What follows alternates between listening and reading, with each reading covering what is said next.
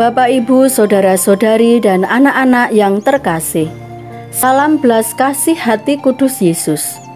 Semoga kita semua selalu sehat dan dalam berkat Tuhan. Hari ini Rabu, tanggal 21 Juli 2021.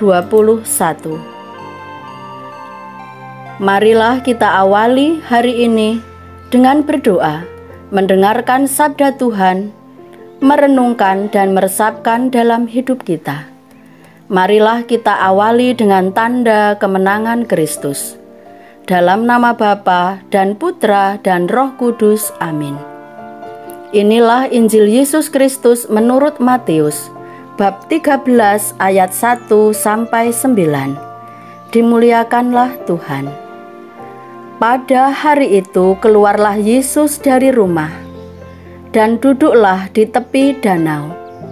Maka datanglah orang banyak berbondong-bondong lalu mengerumuni dia, sehingga ia naik ke perahu dan duduk di situ.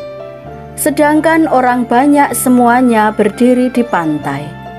Dan ia mengucapkan banyak hal dalam perumpamaan kepada mereka. Katanya, adalah seorang penabur keluar untuk menabur. Pada waktu ia menabur, sebagian benih itu jatuh di pinggir jalan. Lalu datanglah burung dan memakannya sampai habis. Sebagian jatuh di tanah yang berbatu-batu, yang tidak banyak tanahnya. Lalu benih itu pun segera tumbuh karena tanahnya tipis. Tetapi sesudah matahari terbit, layulah ia dan menjadi kering karena tidak berakar. Sebagian lagi jatuh di tengah semak duri. Lalu makin besarlah semak itu dan menghimpitnya sampai mati. Dan sebagian jatuh di tanah yang baik lalu berbuah. Ada yang 100 kali lipat, ada yang 60 kali lipat, ada yang 30 kali lipat. Siapa bertelinga, hendaklah ia mendengar. Demikianlah Injil Tuhan. Terpujilah Kristus. Bapak, Ibu, saudara-saudari, dan anak-anak yang terkasih, penginjil Matius berhasil menulis sebuah peristiwa penting. Ia berbicara dengan mereka dalam bentuk perumpamaan tentang pentingnya mendengarkan sabda Tuhan. Ia memberi perumpamaan tentang seorang penabur yang menabur benih sesuai seleranya. Benih yang ditabur itu jatuh di tempat yang istimewa, yaitu pertama, di pinggir jalan, sehingga burung-burung memakannya. Kedua, di tanah yang berbatu, tidak banyak tanahnya. Benih segera tumbuh karena tanahnya tipis. Namun, tumbuhan baru itu segera layu dan mati karena tidak berakar. Ketiga, semak berduri yang masih kecil. Lama-kelamaan menjadi besar, menghimpitnya, dan tanaman itu mati. Keempat, tanah yang baik, sehingga menghasilkan buah 100 kali lipat, 60 kali lipat, dan 30 kali lipat. Yesus mengakhiri perumpamaan itu dengan bersabda, "Siapa bertelinga, hendaklah ia mendengar." Bapak, Ibu, saudara-saudari, dan anak-anak yang terkasih, Yesus mengajar orang-orang dengan menyampaikan banyak hal dalam bentuk perumpamaan, agar orang-orang itu lebih mudah memahami isi dan makna dari sabdanya itu. Inti pembicaraan Yesus adalah tentang kerajaan Allah. Kerajaan Allah sudah berada di tengah-tengah mereka. Maka mereka yang mendengar ajaran Yesus berarti dengan sendirinya menerima kerajaan Allah yang sedang Yesus wartakan, dan mereka diberi tugas untuk mewartakannya. Namun demikian, Yesus sendiri menyadari bahwa sebagai seorang penabur ulung, benih yang tidak lain adalah semua sabdanya itu sebagai wujud nyata kerajaan Allah tidak akan menghasilkan buah yang berlimpah. Ada banyak kesulitan yang akan dialami, bahkan ia sendiri akan wafat di kayu salib. Namun dengan pengalaman Paskah, pengalaman kebangkitannya itu, kerajaan Allah benar-benar menunjukkan kuasa dan keagungannya serta menghasilkan buah berlimpah. Melalui perumpamaan ini, Yesus juga mengajak para murid-Nya, mengajak kita semua untuk tidak pernah lelah atau takut mewartakan kerajaan Allah. Mereka harus tetap mengandalkan pada kuasa Tuhan.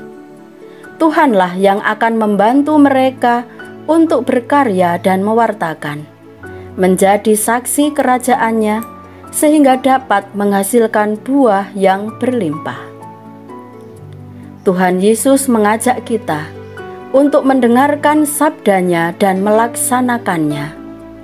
Sabda Yesus itu harus didengarkan dengan hati, karena Yesus sendiri berbicara bukan hanya dengan mulut, dengan pikirannya, tetapi juga dengan hati. Di dalam hati kitalah Tuhan mau berbicara dan kita siap mendengarnya. Bapak, Ibu, saudara-saudari, dan anak-anak yang terkasih, marilah kita mohon rahmat Tuhan dan terang Roh Kudus-Nya, agar kita dimampukan untuk mendengarkan sabda Tuhan dan kehendak-Nya yang tertulis dalam Alkitab. Bahkan sabda Tuhan juga melalui peristiwa hidup, sapaan kasih, kritik saudara-saudari kita yang dapat mengubah hidup kita menjadi lebih baik dan benar, dan melaksanakannya melalui perbuatan kasih, pengampunan, berbelas kasih, menerima sesama apa adanya tanpa membedakan, solider, berbagi dengan murah hati, secara khusus di masa pandemi virus corona ini, dan saling mendoakan agar iman kita semakin diteguhkan.